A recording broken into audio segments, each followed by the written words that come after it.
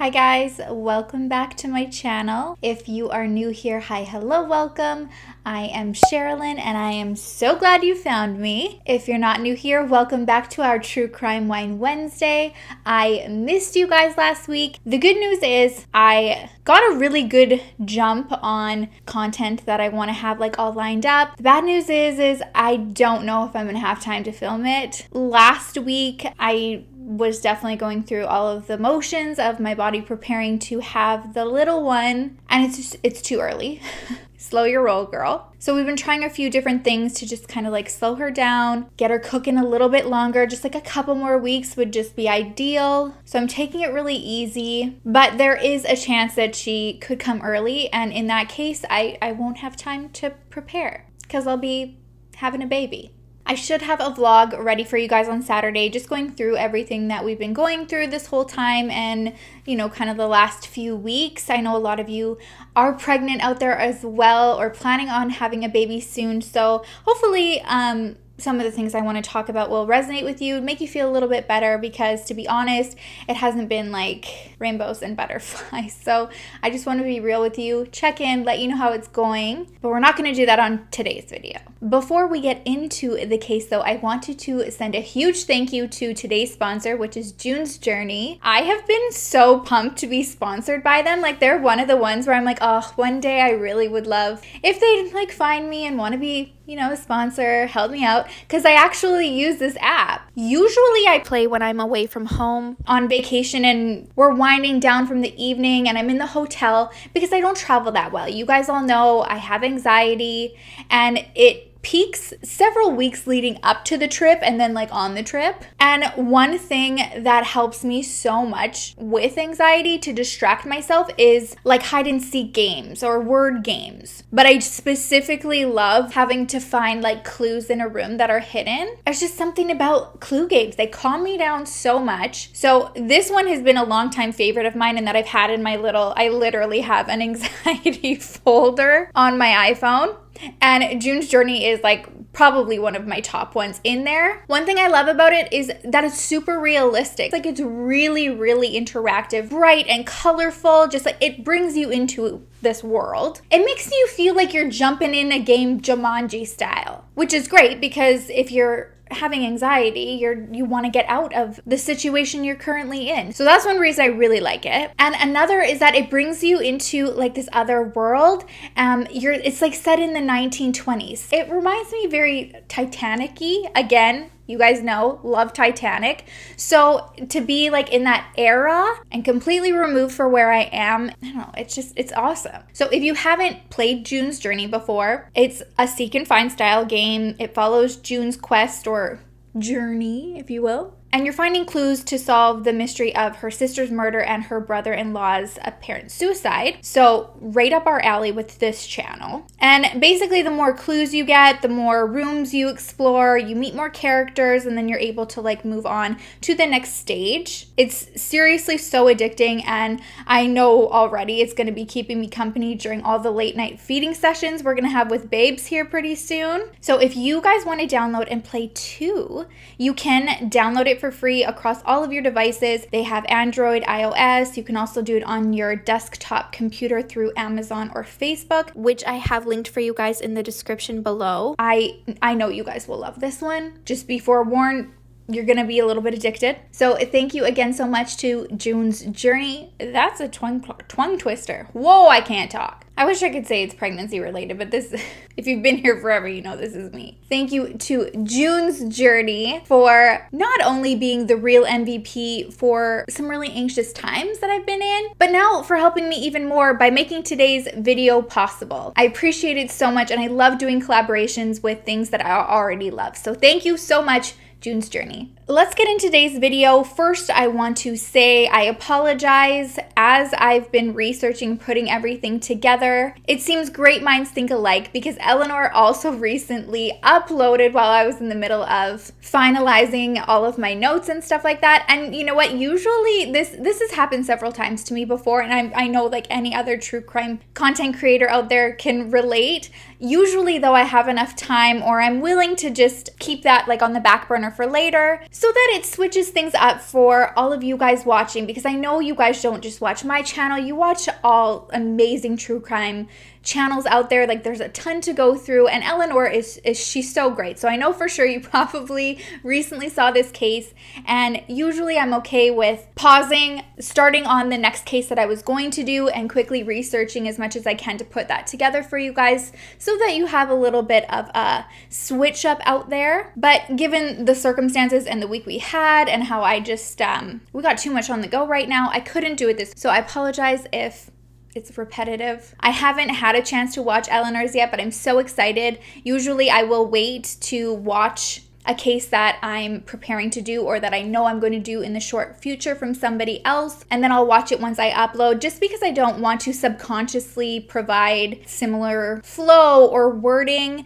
We're already researching most of the exact same material and we're providing the same story, so it's already similar. So I like to just stick to my own format, watch it later so that I don't just subconsciously start rambling and taking somebody else's stuff. So make sure you guys go check out Eleanor's video, and again, I apologize if you've already seen it and you were wanting something new from me this week. But if you haven't seen it, perfect. Let's get into it. Today we are talking about Anatoly Moskovin. Did you guys see, like, I'm getting better with the accents and the pronunciation. Someone's gonna tell me that was wrong, but to me, I feel like I'm improving. Going through Anatoly's story, I've had such mixed emotions with this, and I'm not gonna say how I feel right now. We'll go through my final thoughts at the end, because I'm really curious to see like how you mentally play through too, and I want to know if we're like feeling the same at the end here. If you aren't familiar with Anatoly Moskovin, he's more popular known as the Russian Dollmaker, and that's because in November 2011, police raided his parents' home. We're gonna need Google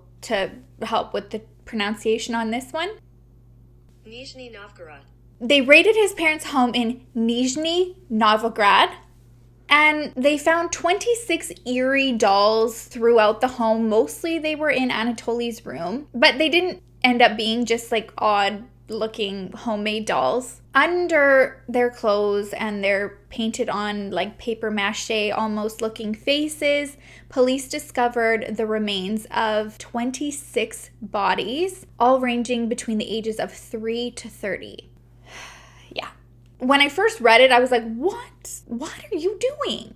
I mean, I'm still like, what are you doing? But going through his history and stuff like that, it's not all as cut and dry as it seems. There are a lot of events that I feel kind of led up to this situation. So let's go through those and start at the beginning. Grab your drinks, grab your snack. So Anatoly was born on September 1st, 1966 to his parents Yuri and Elvira. His parents said from a very young age they knew there was something special about Anatoly and that he was very gifted intellectually. So from the get-go, they just knew he was going to be highly intelligent. His childhood seems to be very typical in the sense of having a well-provided upbringing, loving and supporting parents. And then his mom and dad say in the 3rd grade, which would make him around 8 years old, I believe, they saw a shift in his personality. They said they would try to talk to him about what had happened, why there was just almost like this overnight change in him.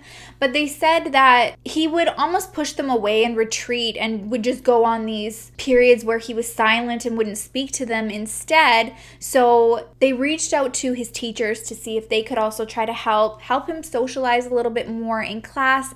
And anytime they tried to, form connections or pair him with a student and almost like push friendships on him, he'd become really, really aggressive. So eventually they just backed off and they chalked it up to just being socially awkward. Later, Anatoly would say, though, that he was and beaten by an unknown man on his way home from school one day. He said he did arrive home with bruises and obvious signs of an attack. He didn't tell his parents what had happened, though, and I don't think his parents have ever spoken out on it.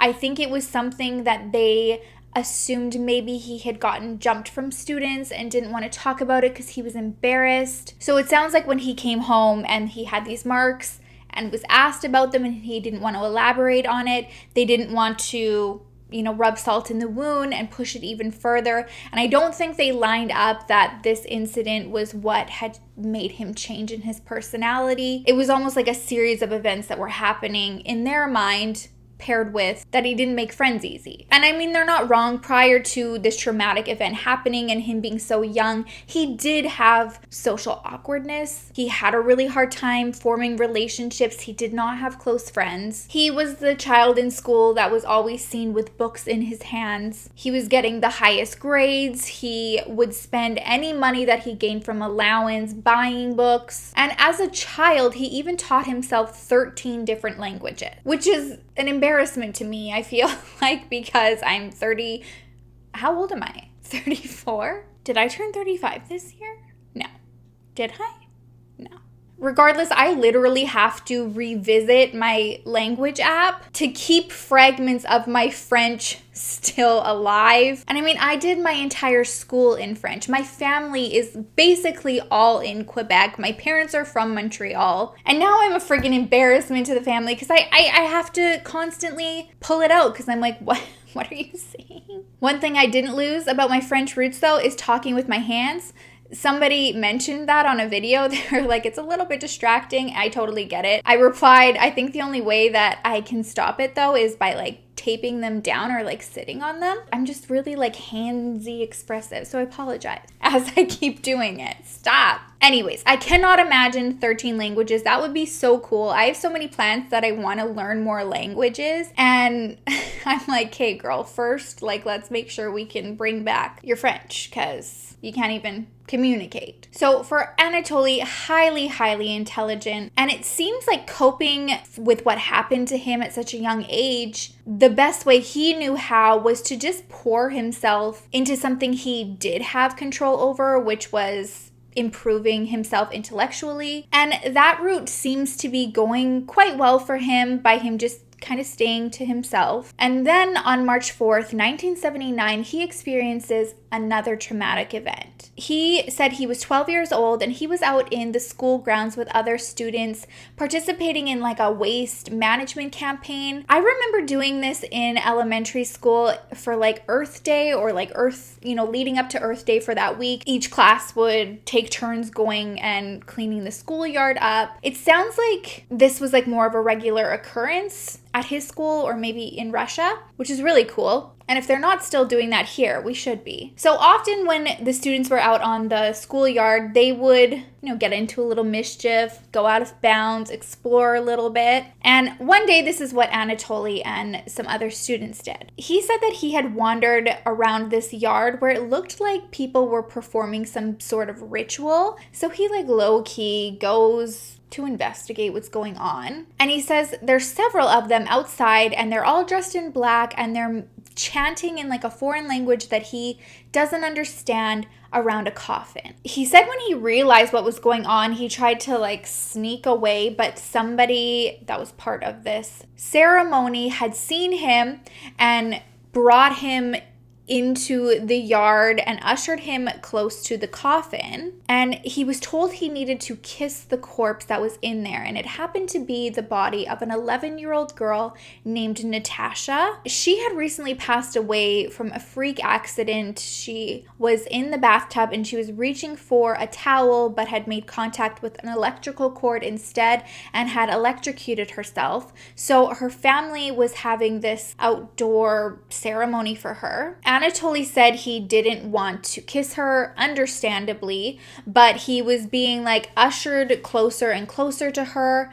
And he basically said he had no choice because when they got to the edge of the coffin, his head was like gently, forcibly though, pushed down and he had no choice but to kiss her on her forehead. Then after this, he says that he was given a copper ring and she was also given one, and it was placed on their ring fingers, which was supposed to symbolize essentially a marriage. Then after this, he was allowed to go, but they gave him like this fruit basket and some money. Now, I have a lot of amazing supporters that are from Russia. You guys got to talk to me. Is this some form of tradition? I feel like maybe like the basket and the money could be. I don't think, finding a random child and marrying them to the corpses. My assumption is that it isn't usual, at least not the like pushing a marriage on a random child who happens to come across the ceremony. And initially he doesn't say anything to his parents because he was asked by this family not to say anything for 40 days because it was a part of the ritual they had just performed. I just try to imagine how that all went down if this is actually how it happened like Anatoly says it is. You're just minding your own business, trying to get out of cleaning up garbage in your schoolyard, and then you get married to a little girl in a coffin. So because they asked him not to say anything, he does keep it to himself for some time. Eventually, though, he does tell his parents because he says he's having horrific nightmares that won't stop where Natasha is coming to him in his dreams and visiting him. I couldn't find out whether the parents went to these people's houses, tried to find out what went on, but they do end up bringing him to a doctor. The doctor prescribes him some medication to help him with his sleeping, but he said that he was the one who was finally able to make Natasha go away after he performed a ritual that she asked him to do in his dreams. And it involved performing some black magic on a tooth that he said he got from a child in his class. So once he did this spell, she never came back to him, he said. So all of this has happened to him within elementary school. It seems like junior high. I don't know how like the grades go in Russia, but I mean in Canada it's elementary, junior high, high school. So it seems like junior high and high school carry on as more of a normal experience for him.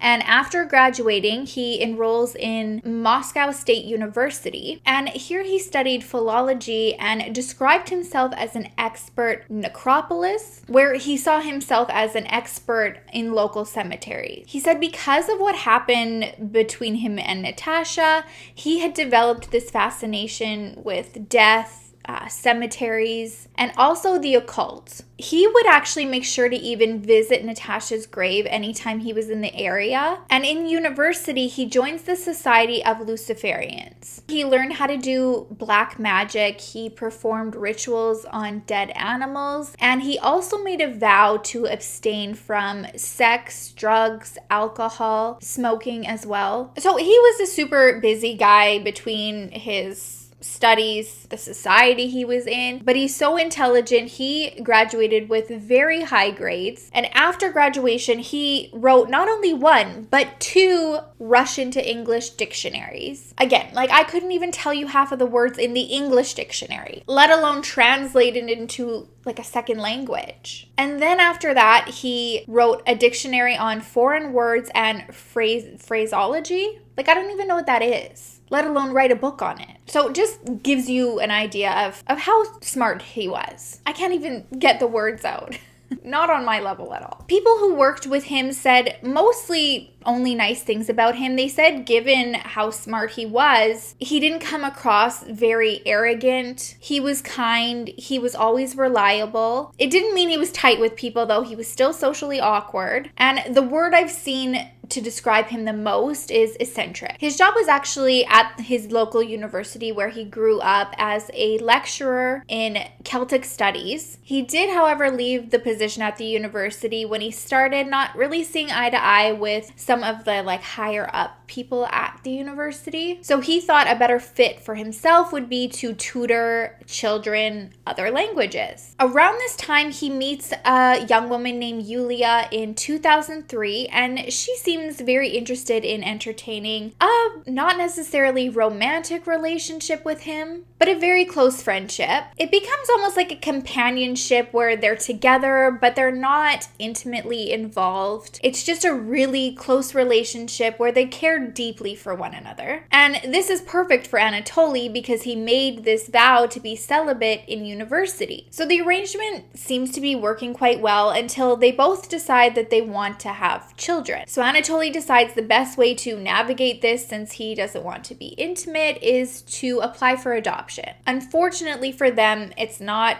that easy. They have a few obstacles in the way, one of them being that they don't even live together. Anatoly still lives at home with his parents, and this isn't really a plan that they're down with. And number two, his work it's not very reliable. It's pretty inconsistent. He doesn't know, who he's going to have stay on board with tutoring. So he's got really inconsistent paychecks, and ultimately it leads to his application being denied. Then, not long after that, him and Yulia also decide it's just best that they go their separate ways too. 2 years after this, in 2005, he embarks on this new journey he wants to take, where he wants to travel and research different histories in small towns that are kind of close by. He's got it set up primarily to do this whole thing on foot as much as he can, just so that he doesn't miss anything. He can catch every little stop. And along this journey, he also wants to incorporate visiting all of the cemetery. While he would tour these cemeteries, he would clean them all up. He'd dust them off if there was any moss growing on them or like leaves around and get them all pretty. He'd also keep track of everybody that he was visiting. He'd mark their birth and date of death. And numerous times he said he even spent the night in the cemetery, one night even in a coffin that was being prepared for somebody's service the next day. I mean, a guy's gotta sleep, I suppose, but like I have chills up my spine just thinking about this. I wouldn't be able to sleep. Like, what if something happens and there's like a gust of wind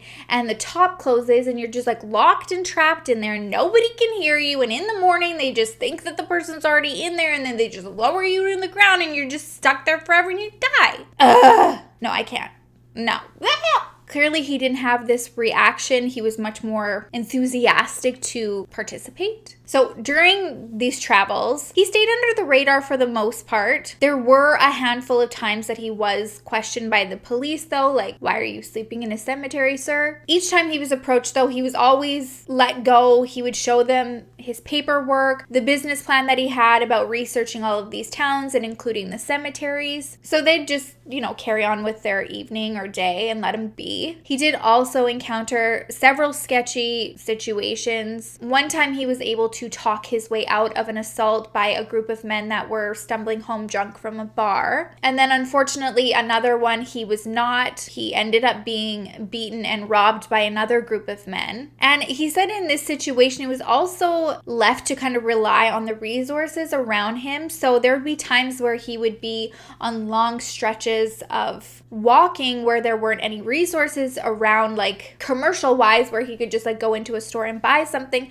So he would drink from like puddles of water to rehydrate himself. But the way he presented it, it sounded like he was able to see like the positive in all of that. It wasn't something that he really complained about. And even though he had some negative encounters with locals along the way, he said that he also got to experience the opposite side of the coin, where he did encounter really positive, nice people who were accommodating to him. They'd even offer up rides to drive him to another town that was really close by. So in the matter of 2 years, he hit a lot of ground. I imagine like Forrest Gump every time like I was reading about him traveling on foot like this. But Forrest Gump did not visit as many cemeteries as Anatoly did, I don't think. And Anatoly said that he visited over 700 cemeteries in this time. So after his research is complete and he writes his book, it's between 2006, 2008, and he finds himself in the spotlight, which would be great for somebody who had poured themselves into all of this work, but it's not for his book. It was for a piece that he had written for a newspaper that he started working for, and he had written about the Mongol invasion on Russia in the 1200s, and readers who had read it had accused him of being an extremist. So this caught the attention of the anti-terror department in Russia,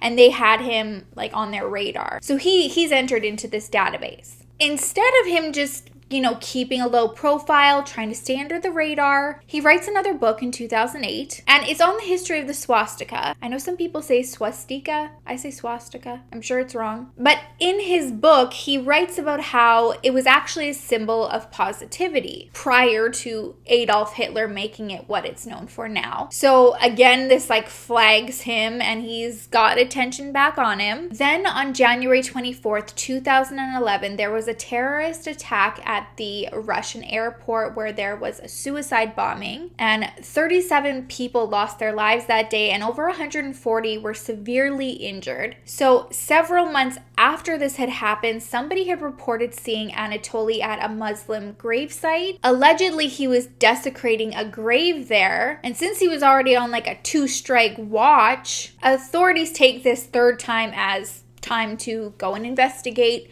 and do a little raid on his house. So they arrive on November 2nd, 2011, and when they get there, there's not any terrorist material or evidence to help them with what they think they're there to find. Instead, as they're rooting through the apartment, they find 26 dolls. And they're mostly set up in Anatoly's room and the garage. But these dolls, they don't look like, like little toy dolls, like little Cabbage Patch Baby Alive. They are life-size. They're dressed in women's clothes. And their faces are very peculiar. They look almost paper mache, waxy, and then painted over top. Initially, though, they don't think much of it. They're just like, okay, weird. And they're just starting to move them around so that they can like investigate further throughout the house. But as they're picking them up and they're moving them, they hear like rattling within the dolls. So they realize there's stuff hidden inside them, and they're thinking this is probably like incriminating evidence. This is the path that we're on, the reason why we're here. So they open up one of the dolls, and inside instead they find the mummified remains of a woman. So they take Anatoly in with no question or hesitation from him. His parents were also questioned, and they said they had no idea what was within these dolls. They just thought they were handmade dolls that their son had made. And with them knowing that he's quite eccentric, keeps to himself, they didn't really question or think anything of them. They also said it wasn't like they had just appeared overnight one night and it just all of a sudden their house was taken over by dolls. They said this was a hobby of their son's making these dolls that he had for over 10 years. So it was like a slow accumulation that they noticed throughout the house. And I would say I'm leaning more towards believing his parents, because I guess his dad suffered a heart attack the very next day from the stress of what was going on. And later his mom was also hospitalized for her health declining because of the stress too. I mean, even family and friends came forward who had seen the dolls and also said that they had never suspected anything weird about them other than that like they looked a little bit weird. They just thought it was quirky, especially because he would refer to each doll by name and then described like each one of their own individual personalities. I think even one family member said he had one of the dolls at the table for dinner one time. The most they thought was like it was just really unusual. He's a little bit out there, but no idea what was like underneath these dolls. So police are wanting to identify these remains. They find out that the ages of these females range between 3 and 30 years old. And most of the information that they were receiving, it was coming directly from Anatoly. He wasn't trying to like withhold any information. And he actually provided quite a bit of detail about each one of them individually when they were alive. He knew all of their names, he knew some of their backgrounds, and he even knew the cause of death for each of them. He said he got his first doll in May 2003 after the big argument that he had with his parents when he found out they weren't going to be supportive of this adoption that he wanted to do with Yulia. I guess initially it started with him searching for obituaries of recently deceased children. He said when he found an obituary that spoke to him, he would go to the cemetery, find the grave, and he would sleep on it, and the spirit would let him know if it wished to be brought back to life. He said he had been doing this for around 20 years and that when he first started, he never dug up the graves. And then when he started doing that, he only did so with permission from the child within. I guess as time went on, he said it became physically painful for him to actually sleep on the graves anymore. So that's where he got the idea of digging them up and then bringing the remains home. And he thought this would be more comfortable not only for himself, but for corpses. And he hoped that this, comfortable situation, being in like a home environment, would also make them more open to speak to him, and then it was a lot easier for him to understand because they weren't like buried within the ground. Like now they're up and they don't have like the distance of the ground between them. He also shared the whole process of transforming their remains, which is, he said he would dig up the bodies and almost like DIY mummify them. And he did that with salt and soda. I'm not gonna lie, initially I was like, was it baking soda? Was it pop soda? What kind of soda are we talking about? It seems like it was baking soda. And he said he found out how to do this by researching all he could find on books by Egyptians. So he figured out how to do this whole process, and I guess it took some time. So after the salt and soda step, he would leave them in an area that was kind of hidden in the cemetery and let the whole process do its thing and I guess like dry them out. He said when they were finally ready to be brought back to his home, he would transport them in his backpack. And then to give them more like dimension and like fluff them up a bit, he would stuff them with like rags and towels. And then he dressed them in women's clothes that he found in the garbage. When it came to their faces, he said he would wipe like wax, like a waxy material on them, and then he would paint over that with nail polish. Some of the dolls did have faces that he said he would find also in the garbage. If he came across something like that, he would put that face on them instead. And a lot of them were also found with music boxes within them so that they played music. Yeah. When he was asked why did you do this? Great question. That's exactly where my head's at right now. He said he wanted to try black magic on them and try to bring them back to life. He said he developed this strong attachment to them, and he hoped that he could just keep them for the day when science progressed, that he'd be able to save them. He also wanted to make it very clear to investigators that during the whole process, he was always very gentle, very compassionate. Everything that he did throughout the whole process of turning them into these dolls, he did it with like gentle love and care. I do believe that, as odd as it sounds. In interviews, he's shared that he had a whole life with these dolls. I have seen some stories that insinuate that he was interested in like necrophilia, but he has like strongly denied that. He said that he looked at these dolls as his children. There was never any physical attraction to him. He never did anything physical to the dolls. All he wanted was a child. I mean, he spoke in made-up languages between them. He celebrated birthdays and holidays for each of them. He sang to them. He said that he wouldn't even like curse around them. His only explanation for why he did it was that he said that he was lonely. He was desperate to have a child, and he spent a lot of time by himself at his parents' house. It sounds like his parents were away for several months out of the year. In Canada, we call it like snowbirds, where you leave when it's cold to somewhere warm and then you come back when it's warm in Canada again. So it sounds like his parents did something like that, where they were gone for several months throughout the year. So he said since he had desperately wanted a child and was denied that, he wanted and needed something to pour like all of his love and attention that he intended to give to his child. So he did it to these children that he called them his children, that he wanted to save. He said he was very aware that what he was doing was illegal, so it wasn't like something he thought was just normal and that everybody could be doing this.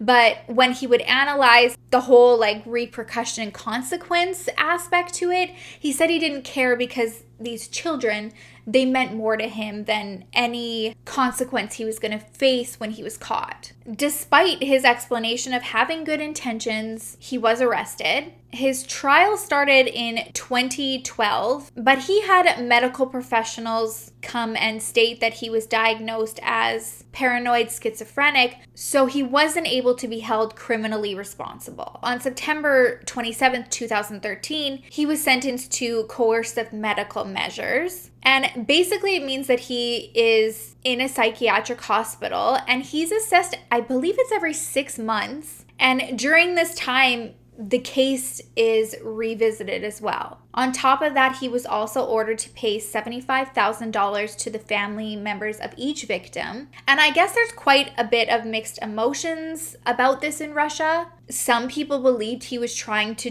do the right thing and did really care about these remains. In fact, Even one of the fathers of one of the children that was discovered, he refused to accept any money from Anatoly, and he said that he could not bring himself to take money from somebody who treated his daughter better in death than he did in life. He said he never tucked his daughter in at night, he never read her stories, never sang to her, or watched cartoons with her, and that Anatoly did, so he couldn't bring himself to accept this money from him. When it comes to Anatoly himself, it doesn't sound like he wants to accept that what he did was wrong. During a hearing that was held where he was requesting a reassessment and be released so that he could take care of his elderly mother and a new girlfriend who he had met that actually came and watched his trial every day, he was given the chance to address the families of the victims, and he refused to apologize. He said, "There are no parents in my view. I don't know any of them. Besides, they buried their daughters, and this is where I believe their rights were over and finished. So no, I will not apologize." So, my final thoughts on this. Throughout reading it, I almost found myself feeling guilty because I was kind of feeling sorry for him. I felt like, okay, he didn't take these lives. What he did was obviously so wrong. You can't just go up digging graves and like taking what you find. But I feel like it's yet another case where we're seeing where undiagnosed or untreated past traumas and mental illness can do. Particularly the one situation that he says traumatized him the most growing up, which was the whole like backyard funeral wedding. That had to have been a huge catalyst for this. Again, we don't know if this actually did happen. Perhaps it could have been some form of psychosis or hallucinations. Like I said, I didn't read anywhere that his parents actually went and confirmed that this had happened or confronted anybody within that family. They had just taken him to a doctor. So regardless, he did believe that this happened. It was something that he remembers and felt and was traumatized for, so I can't say like it never did. So I was having these thoughts and I was like going crazy. And I was kind of relieved when I came across a YouTube video from Dark Histories, and he was kind of talking about the same thing. He was like, you know, clearly even if you are extremely intelligent and like on like genius level, you're not always there or put together. I mean, there's several instances where there's highly intelligent people that try to use those smarts to do bad things. So I felt a little relieved that someone was also acknowledging like, okay, this is so wrong, not okay. However, it sounded like he really needed some help to try to prevent this. My problem though is Anatoly's lack of empathy towards the families. Up until that point, I was completely empathizing with the fact that he had experienced so much trauma very young. I feel like he needed probably a lot more extensive mental help than he received. All that I could find as far as like a doctor trying to help him was the one who had prescribed sleeping pills so he could try to sleep at night and not see this dead girl that had come to visit him in his dreams. I didn't think I should give him like a pass per se. But you know, I did go back and forth with being like, well, he really wasn't the one who was responsible for the actual deaths of these children and women. But then I realized neither were the family members. So they definitely deserved the same respect, the same compassion that he showed to their family members. And then when I started to think of like how violating that would feel as a family member, like to find out that your loved one is not resting where you left them and they're just chilling in some dude's parents' house singing nursery rhymes, I just don't even know how to process that. So I feel like without that acknowledgement and consideration for the families, he does need to stay where he is because he's still missing a huge part of why he's there, and that just because you want a child, you can't just go and dig one up and feel like you're doing the right thing. You guys gotta let me know your thoughts on this one. I want to know where you guys fall in the whole situation, if you're kind of all over the place like me. I mean, in conclusion, I started more like sympathizing with him, feeling bad for him, but ultimately I do think it's clearly the best decision to have him where he is because he's still not getting it. There's still quite a bit of work that needs to be done there psychologically. Alrighty, that is it for me today, you guys. Thank you so much for watching. I'm going to work on trying to wrap up that vlog for you guys on Saturday. Thank you again to June's Journey for sponsoring today's video. I may see you guys next week. I may see you in several weeks. It's all dependent on the babes right now. Let's hope she hangs on a little longer. Regardless of what happens, I love you all. I will miss you terribly until I see you next. Make sure to love each other, love yourself, and I will see you soon. Bye.